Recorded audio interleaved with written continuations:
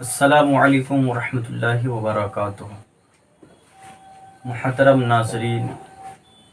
آج میں اسلام کے ایک بہت ہی اہم رکن نماز کے ٹاپک لے کر آیا ہوں کہ نماز یہ افضل العبادات ہے۔ نماز کی فضیلت آپ نے بہت سنا ہے۔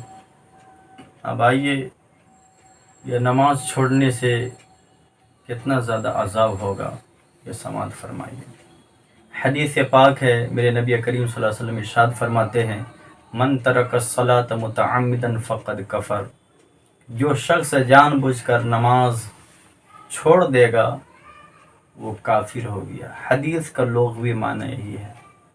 لیکن ہمارے امام اعظم ابو حنیفہ اس کے تاویل یہ کرتے ہیں کہ وہ کافر نہیں ہوگا، البتہ وہ کافر جیسا کام کیا، لیکن آخر میں آ کے وہ بھی اس نتیجے پر پہنچے کہ جو نماز میں سستی کرتا ہے، کاہلی کرتا ہے، جب وہ مرے گا نا وہ کافر ہو کر مرے گا۔ اس کے بعد اعلیٰ حضرت امام عشق و محبت فتاوی رضویہ شریف میں 110 سے زائد صحابہ کرام کا قول نقل کرتے ہیں کہ 100 زائد صحابہ کرام کا فتویٰ ہے کہ جو جان بوجھ کر نماز قضا کرے گا وہ کافر ہو جائے گا۔ امام المتکلمین علامہ نقی علی خان رحمۃ اللہ علیہ فرماتے ہیں، بعض شوافی حضرات نے یہ فتویٰ دیا کہ جب بے نمازی مر جائے نا تو اونٹ کے کوہان کی طرح اس کی قبر مت بناؤ، بلکہ زمین کے برابر کر دو تاکہ پتہ چلے کہ بے نمازی کا انجام کیا ہے۔ اور حضور غوث اعظم رضی اللہ تعالیٰ عنہ کا ہم ماننے والے ہیں اور 11ویں شریف بھی آنے والے ہیں۔ حضور غوث اعظم حنبلی مسلک کے ماننے والے ہیں۔ حضور غوث اعظم کے امام کے قول کے مطابق جو نماز جان بوجھ کر چھوڑتا ہے جاگتے کی حالت میں، وہ گویا وہ اسلام سے خارج ہے۔ اسی طرح سنیے حضور غوث اعظم کے قول ہے کہ بے نماز جب مر جائے تو مسلمان کے قبرستان میں دفن مت کر۔ اس کے بعد اور سنیے، جنتی جب جنت میں جائیں گے، جہنمی جب جہنم میں جائیں گے تو جہنمی جنت کے دروازے پہ کھڑے ہوں گے، اور جنتی جب جنت میں جائیں گے اور جہنمی جب جہنم میں جائیں گے تو جہنمی جب جہنم میں جانے لگیں گے تو فرشتے جہنمی سے کہیں گے، بھائی تمہارا کون سا ایسا کام تھا دنیا میں جس کی وجہ سے آج تم جہنمی ہوئے؟ تو قرآن میں 30واں پارہ کے ایک سورہ میں اللہ نے جہنمی ہونے کی 4 چیز کی وجہ سے یعنی کہ وہ جہنمی ہوگا، اس میں سے ایک یہ ہے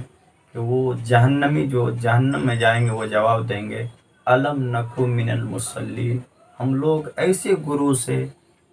ان لوگوں میں سے تھے کہ جو نماز نہیں پڑھتے۔ تو نماز نہ چھوڑنا عذاب کو دعوت دینا ہے۔ اس کے بعد سنیے، ہم لوگ جب انتقال کر جائیں گے نا، ہمیں قبر کی منزل میں جب ڈالا جائے گا، وہ قبر کا تصور کریں، کتنی خطرناک وہ قبر کی وادی ہے،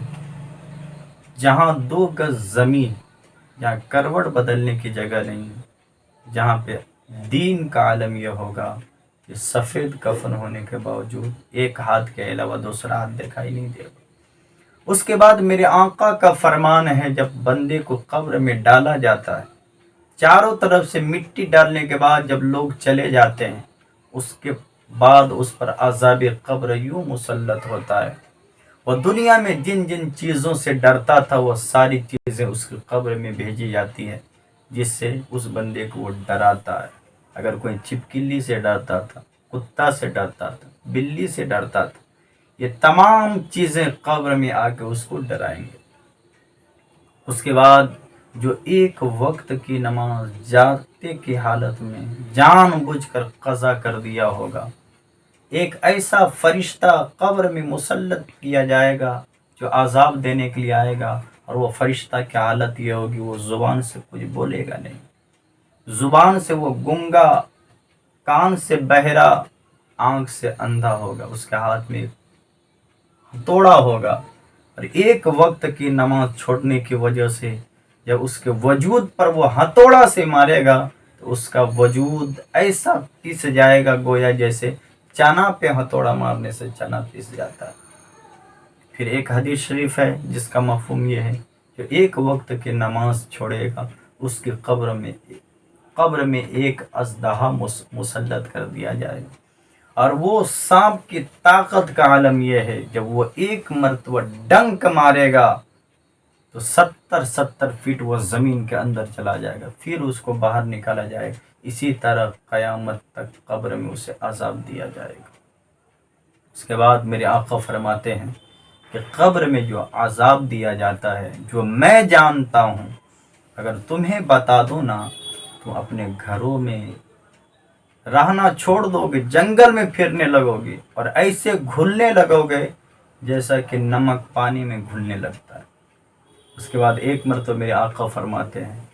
اور اس حدیث شریف کا کچھ حصہ باہری شریعت میں بھی ہے، میرے آقا فرماتے ہیں قبر میں ایک وادی ہے جس کا نام حبحب ہے،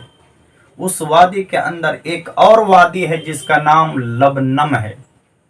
اور یہ لبنم کتنی خطرناک وادی ہے، جب جہنم کی آگ بجھنے لگتی ہے، سرد ہونے لگتی ہے، تو وادی لبنم کو سوئی کے ناکے کے برابر کھول دیا جاتا ہے، جس سے پھر جہنم کی آگ بھڑک اڑتی ہے۔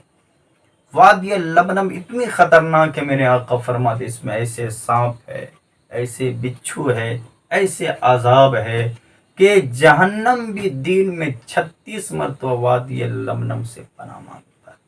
جب صحابہ نے یہ واقعہ کو سنا کہ جہنم میں جو وادی لبنم ہے، لبنم سے جہنم بھی خوف کھاتا ہے، تو عرض کرتے ہیں یا رسول اللہ یہ اتنی خطرناک وادی جہنم، اس میں کون لوگ داخل ہوں گے؟ میرے آقا فرماتے جو نماز نہیں پڑھے گا، جو ایک وقت کی نماز کو قضا کر دے گا، وہ آج کے دور کے اعتبار سے وہ 88 لاکھ برس تک جہنم میں اس کو جلایا جائے گا۔ تو میرے دوستو، ہم اور آپ غور کریں، ہم کتنی غفلت کرتے ہیں۔ اللہ نے جو سب سے بڑا فرض نماز ہمارے اوپر فرض کیا ہے، اور کام کے لیے ہمارے پاس ٹائم ہے لیکن نماز کے لیے ٹائم نہیں ہے۔ خدا را اپنی قبر کی فکر کیجیے، اپنی آخرت کی فکر کیجیے۔ اللہ رسول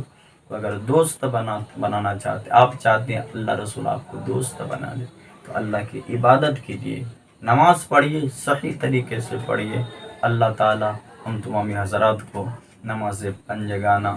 جماعت کے ساتھ پڑھنے کی توفیق عطا فرمائے۔ وما علینا الا البلاغ۔ السلام علیکم ورحمۃ اللہ۔